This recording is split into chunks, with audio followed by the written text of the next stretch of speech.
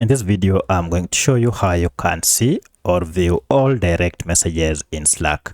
If you find this video helpful, I kindly request that you support me by liking the video and also by subscribing to this channel. Alright, the first thing you need to do is to go and log into your Slack workspace and then head over to this option called direct messages. Now, if you go ahead and click on this more actions option, you will see this option called manage. Now under manage, go ahead and choose recent direct messages.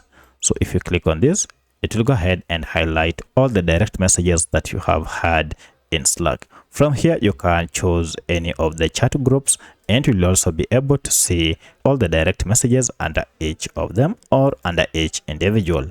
So that's how you can find all direct messages in Slack. If you have any other question, kindly let me know in the comment section. Otherwise, thanks for watching and let's meet in the next video.